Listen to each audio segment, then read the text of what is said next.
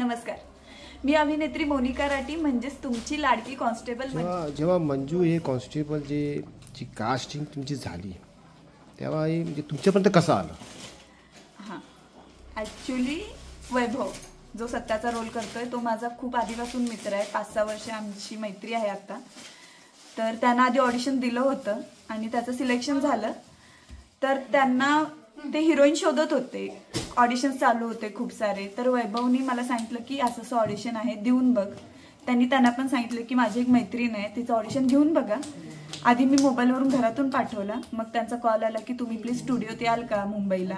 स्टुडिओला मी गेले, तिथं ऑडिशन झालं आणि 1-2 दिवसात फोन आला की झालंय तुमचं सिलेक्शन।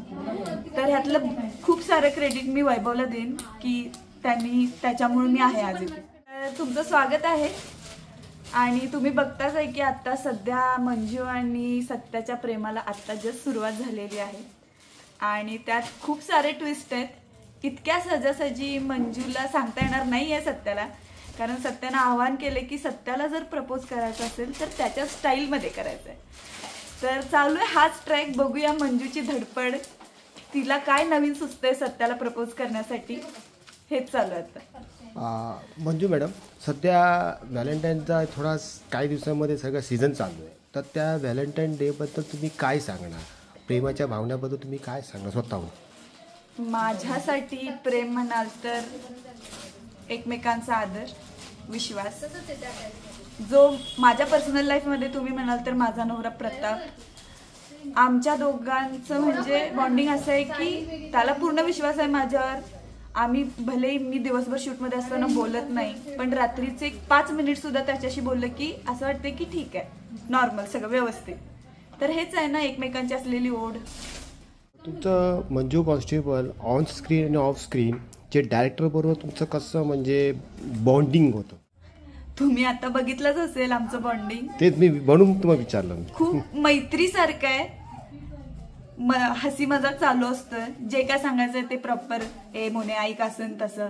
फॉर्मल जास्त करायला गेले की गोष्टी अवघड होतात। खूप व्यवस्थित सॉर्टेड व्यवस्थित आहे सगळं।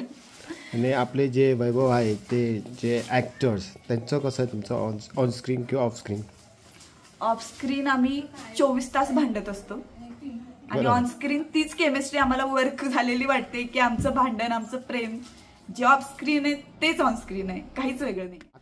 आता मी भरपूर वेळाने मी तुमचे शूट बघतो आहे, PTS बघतो आहे, त्याच्यामध्ये वैभव काहीतरी वेगळंच काहीतरी कारस्थान करतो, एका मुलीबरोबर असं तर तुम्ही असं म्हणजे काय नक्की म्हणजे काय म्हणजे तुमचं?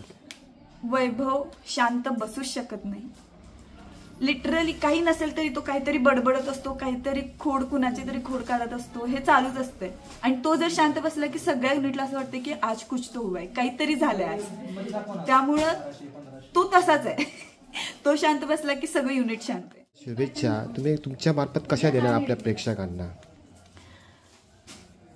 सगळ्यांना हेच सांगेन की व्यक्त करा, प्रेमाचा आठवडा आहे, ज्यांच्यावर तुमचं प्रेम आहे त्यांच्याशी व्यक्त व्हा आणि व्यक्त झाला असेल तर एकमेकांना समजावून घ्या, आदर करा। असंच प्रेम व्यवस्थित राहू दे तुमचं आणि बघत राहा कॉन्स्टेबल मंजू आणि नक्की पाहत राहा कॉन्स्टेबल मंजू रोज रात्री 8 वाजता फक्त आपल्या सन मराठीवर। थँक्यू।